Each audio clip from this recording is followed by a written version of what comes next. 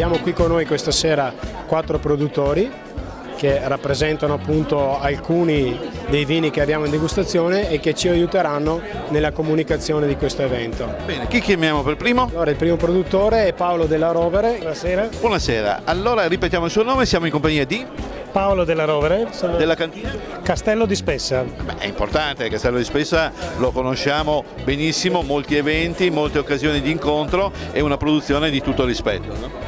Certamente, siamo con una produzione di circa 300.000 bottiglie, suddivise una parte sul Coglio Goriziano, una parte sulla Doc Isonzo. Questa sera presentiamo il Coglio in questa serata e la nostra azienda sul Coglio ha circa 30 ettari.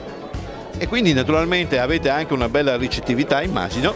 Certamente, oggi il Castello di Spessa è anche un relais chateau con 15 camere, con il ristorante, il campo da golf e prossimamente sarà aperta anche la spa, quindi ci sarà la possibilità anche di rimanere da noi, oltre che per dormire e mangiare, anche per divertirsi e rilassarsi. Io ci sono passato l'anno scorso perché c'era un evento legato a una gara automobilistica di auto storiche e ho apprezzato il bellissimo spazio che avete e che naturalmente, come diceva lei, è una tappa importante. Quindi Paolo, cosa c'è di meglio se non questo Enjoy Coglio Experience, andare al Castello di Spessa? Indubbiamente a fine maggio, inizio giugno bisogna andare a visitare l'azienda, sicuramente. Bene, quindi ci ritroveremo sicuramente all'interno della cantina e del castello. Volentieri. Grazie ancora. Grazie a voi dell'ospitalità. Grazie. Grazie.